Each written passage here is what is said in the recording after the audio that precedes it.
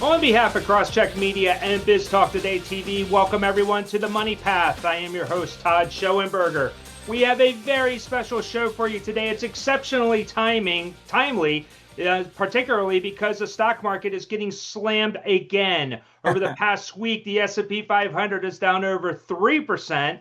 And it looks like, I don't know, maybe the government can go back on shutdown mode because traders seem to like it when our lawmakers were back staying at home. But regardless, with me today, I have Hugh Massie. He is the executive chairman and founder for DNA Behavior. Hugh, your firm, I saw this on your website.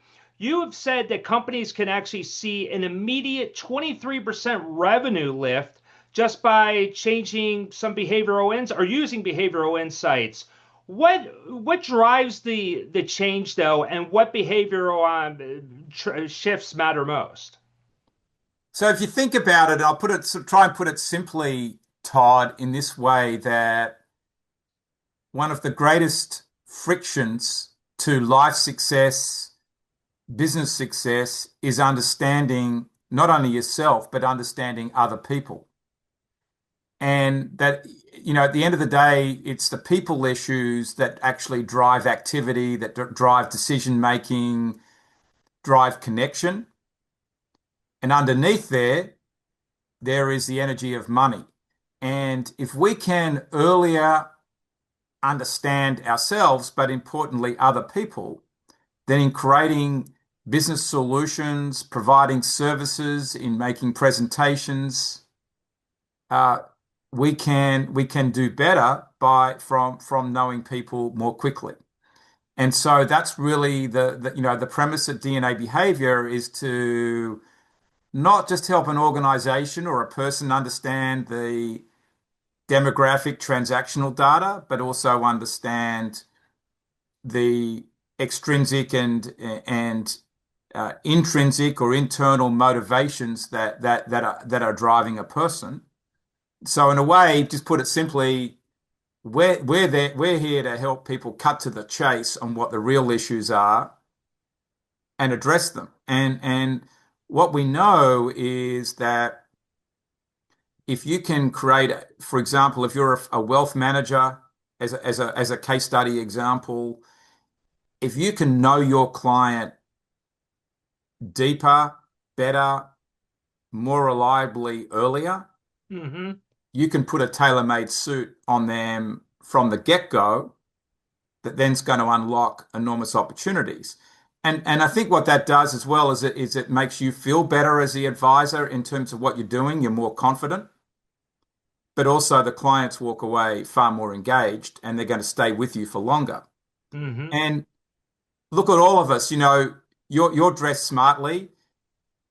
We all want to have a tailor-made suit experience in life if we can get it. Right. And today, with human behavioral insights being available at your fingertips, if you want them to be, you can go and do that. You can't get a tailor-made suit experience without knowing who the person is. I mean, if you can't measure them up, how can you put a suit on them? Right. And I'm sure you're speaking of not just companies knowing their customers, but also knowing their actual employees. And this Yeah. starts at the C-suite level all the way down. So let's take that let's expand on that a little bit, just internally. And just to go Oh, go right ahead. on that, it starts with the CEO, right? Starts with the CEO. Yeah. If Right. the CEO is not bought into this, nothing's going to happen. So what do you recommend then? The CEO, I mean, they don't have time to meet with every employee, especially if it's a Fortune 500 company, but how do they actually learn more about their employees to get as much productivity out of them as possible? Yeah, so it's interesting. I met with the CEO of a very large wealth management financial planning network, 15,000 advisors on the books, and advisors on the team or on the books last night. And I had digitally scanned him using our new digital scanning technology. So I knew his style and could show that to him in our technology straight away in the first meeting.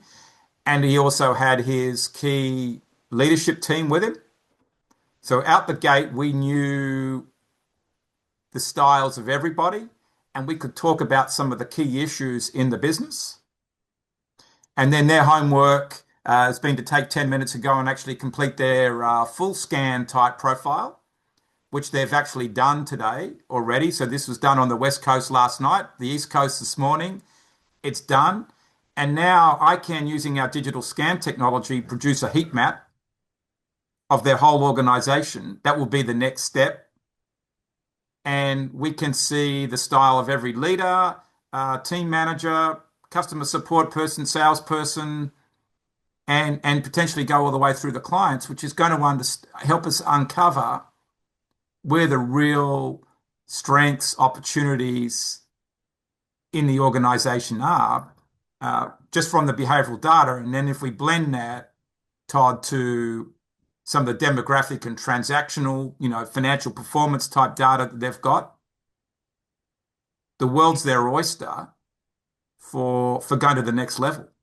Okay, So that's the so starting point, is to get the heat map get the heat map. of Okay. who everybody is at a reasonably strong psychometric level, blend it with other data, and then go straight to where the real problem is Right, and right. start fixing Okay. that.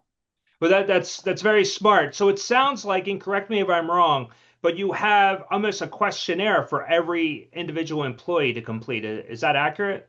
Well, we do have a questionnaire that everybody can complete. But if you think about it, to get there quickly, like you're alluding to, even everybody taking 10 in a whole organization, taking 10 minutes is a lot of time and effort. What Okay. we built is a digital scan technology where we can now use AI to complete the profile for every person on their behalf and go from there as a starting point. Okay. So the friction has been reduced. We've now Okay. got a much clearer idea of every person by using the AI tooling. It's not to say that we throw the active participation process out the window, but that can be Right. done later as it's needed more organically in a full transformation process. So walk me through this process then. So what exactly is part of the digital questionnaire, or the what are you actually, what information and data are you collecting? So that if the company provides us with the name of every employee, and if they want to, every customer, we can then and their role or where they work, then we can then go and prompt public data sources, and we will trace their career histories, things that have been said out there in public. For some people, it's a lot. For others, it's almost nothing. And we bring back the information, and it's processed by our system to produce a digital scan. As an example, last year we deployed the digital scan process on all of the S&P 500 companies, Okay. the leader teams. So that is publicly accessible information. Hmm. We processed their styles in our system, and we benchmarked it against the profitability of all of those companies. Again, we can draw that information down from public sources, and we could rank those companies based Hmm. on how six key financial behavior metrics drove the Hmm. profits of those companies. That's Okay. it. If that gives you an idea of how AI can be used. But if you bring it into an organization and you say, okay, in the database of the organization, we know every employee and their role, we can create a digital scan of them. If in the databases, like a CRM system, for example, we know the person, every client and where they are, we can do the same exercise. Okay. And that's mass scale behavioralization or humanizing of uh, an organization's database. Hmm. Hmm. That's now providing a layer of insight that would never have been available. Uh, Hmm. Now you could get it if you profiled every person, but that's got to, if you got them to complete a psychometric profile, but that comes at quite a high cost. Whereas the digital scans done at 90% cost reduction or more. Um, Wow, that is significant. Okay. yeah. So now you're getting that layer of information much cheaper, much quicker, and you now can make pinpointed decisions. Okay. I like that. So when you're speaking to CEOs, and it sounds like you have a lot of experience talking to larger companies as well, the when you're speaking to those leaders, what's the one common blind spot that you seem to detect from the executives? The blind spot is how every leader will say, I'm authentic and I've got the courage to do the right thing and all these types of things. But at the end of the day, the organizational blind spot's probably going to come down to how approachable is that leader. And I've predicated our whole system and our business on the culture of people sharing their profiles. And so to build psychological safety. So while it's important to know the behavior and money insights, it's an academic exercise if you want to build the culture of the business, unless the leaders, starting with the CEO, Hmm. intentionally share who they are with their teams and with their clients. And so I know as well that from a lot of tracking that the financial success of the organization on a long-term basis comes down to culture and having the right relationship engagement inside the business. And if the leaders aren't prepared to be transparent and lead with authenticity by showing more of who they are, making themselves approachable, in the end there will always be blockages and barriers. And if those blockages and barriers build up with the employees, they sure as hell will build up when it gets to client service. And that's what the brands are built on. It doesn't matter what business it is, accounting firms, chemical company, Yeah. financial services, it's all the same point. Right. Have you ever come across a case where you're speaking to a CEO, but they refuse to embrace your suggestions? I have had that case situation, and I've basically, if they're going to refuse it outright to my face, then we don't work with them. Hmm, It's simple got as that. And I think that's now a big miss, Todd, because we have got this digital scan technology, and we can do so much for their business. And I think that behavioral intelligence, which is really what we're providing with an added financial behavior layer, Mm-hmm. has been something that's missing from a lot of organizations. And in a way, it's the holy grail of what's needed to drive an organization forward. And I think in this day and age, the success of every organization is going to come down to how you personalize experiences for the clients, just like Netflix does, right? Even Amazon is going down that path. They don't necessarily know psychometrics, but they're working with reasonably good data. They could go further. Yeah. But Right. every organization's going to have to get to that level where they can put a tailor-made suit on every person, not just the top 20% of clients or the best employees. It's got to go down to the 98% level. And so I think that, and data is king as far as AI is concerned. AI doesn't work if you don't have good data. Right. And AI can go a lot further if you have good data about people.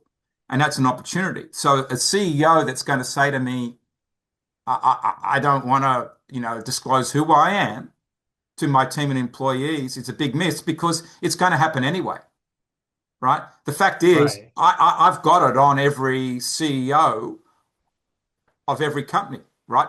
That's in the capital markets.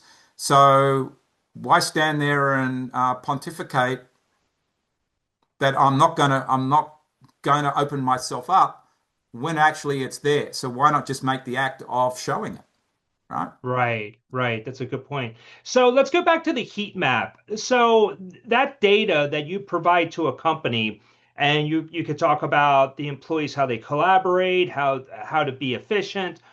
Give us a success story though. Tell us one of your cases. You don't have to name the company, but where they really embraced your data, the heat map data that you provided, and then they were able to make changes, and then they saw that revenue increase. Yeah, so we've worked, for example, we've worked in Atlanta with a very large wealth management firm for the last 8 or 9 years. And until we put in the heat mapping opportunity, they profiled or got a profile on probably about 10%, 20% of their clients. Mhm. And now with the heat mapping, opportunity, one, they're using it to determine which companies they buy. So they've integrated 50 businesses into their organization. So they've managed to do that.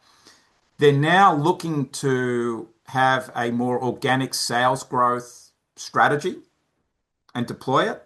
So what we're able to do is we've heat mapped the remaining 20,000 families that they've got on their books to provide a behavioral style so they can onboard them better, manage them through the client lifecycle better, match up the right advisors to clients, wealth managers to clients within the family, and build a better workflow. Hmm. But the real kicker is they're now doing this with the heat map of every prospect that they've got. So you think about it, they've got 75,000 prospects in their database. Wow, They can know every one of them. that's And so when impressive. you think about how that accelerates sales and you build your organizational culture around that, and the employees love it because it's an easier way of, and advisors, it's an easier way of getting a client, right, on board. But you feel more satisfied or engaged in your own work when you can instantly know the person and get results straight away and deliver a better outcome. What's better than that? Hmm. And so that's where, this whole process is working. And for the leaders, they're able to navigate all of that and make decisions and get buy-in of people much quicker. Right, right. So when you're working with a company, it's more than just a one-stop shop, right? I mean, I would imagine there's an evolution to this as far as managing how Yeah. to instruct leaders to actually use your data. I mean, do they have to go back through this process every 12 months, 24 months? I mean, what's your recommendation? Once a person has completed their own profile, it's once and done. Hmm. Um, because what we are measuring is a person's natural hardwired behavior, which is really their enduring traits that have existed from very early in life and that we know, scientifically remain stable. The process only needs to be done once when they actively complete a profile. Now, if people do digital scan, if we go down the digital scan path, and we might update that from time to time because more information might come to light, but even that is getting produced at a very high reliability level. So the good thing with us is it doesn't need to be done all the time. It's about taking away, and I think the heat mapping type process and the technology that we have of integrating the behavioral data into the varying tech systems of the company is to ensure that behavioral profiling is not a once and done exercise. It's just done for hiring reasons. It's continuously used through the employee and client life cycle. And Okay. that's really about making it visible and accessible. But Yeah. you've got to have the right cultural intent to want to keep going with that. Right. So, final question for you, Hugh. So, what how do you see this adapting or changing, say, in the future? Especially you brought up AI and then companies that are incorporating AI into their business models, et Yeah. cetera. How do you see behavioral intelligence evolving as well? Well, I think you're going to find that every AI agent, um, chatbot is going to be behaviorally intelligent in the sense that it's going to have its own personality. And then every human being's going to be known out there as well. And you're going to find a matching up process. So let's say that you log on to a particular website and you're filling out a form and you need help, or you go to Delta Airlines, to the loyalty program people and you want help booking your first class flight to the Maldives, uh, you're going to get an agent. It's not just a one size fits all agent. You're going to get an agent, Todd, that fits your style Mm. and talk to you in the way in which you need to be talked to, the no fluff conversation that you might want, as opposed to spending half an hour talking about your last holiday and what you're doing with your kids over Thanksgiving. Not everybody wants that. Mm. The AI agents are going to know what Todd wants and serve you to your needs because the AI agent is primed up with behavioral intelligence and it's going to know who you are. And the role of DNA behavior in there is really because we've got metrics way beyond what anybody else has. Why not power up all those Yeah. platforms with what we have? And I think it just comes out in, let's say you're a leader and you want to write a message to your employees. Well, if you know who they are and a mix of styles, you can address AI will be able to address a personalized message about the company's latest success or a strategy or a transformation objective to every employee's needs. Right. Right. That's And so this is fantastic. going to get very, very pinpointed. Okay. But, those who lose are the ones just playing a guessing game with it as opposed to actually knowing, right? And the quicker you know, the better. That's definitely, I definitely can understand that. Hugh, do you just work with companies or individuals as well? So we do work with individuals. You could talk. We're talking family leaders of families. Right. Uh, Family offices. yeah, family offices. Investors, but it's mainly leaders of companies. But we are putting a new app out on the streets early next year, where Okay. any person that wants to get immediate behavioral intelligence about who they're dealing with, even if it's, hiring a babysitter or a pet sitter or whatever they want to know, or making a VC type presentation, they'll be able to get this kind of insight straight away. So it's there. It's going to be there for everybody. Okay. Okay. Hugh, I got it. This is great because we got to have you back next year to talk about that app Yep, for GoDNA is what the app's called. GoDNA, GoDNA. GoDNA.AI, and that'll be out in the streets at the end of January. And there's no excuses for anyone not to know people as early as possible and have a better relationship, and better life, performance, work, whatever. That's great. Well, Hugh, we definitely got to have you back talking about GoDNA.AI. Definitely want to get more into that. I do appreciate your time today, and I do wish you happy holidays as well. Thank you, Todd. It's been great spending time with you. Absolutely. So, on behalf of Hugh Massie, I am Todd Schoenberger. Thank you once again for joining me on the Money Path. We'll catch you next time. Take care.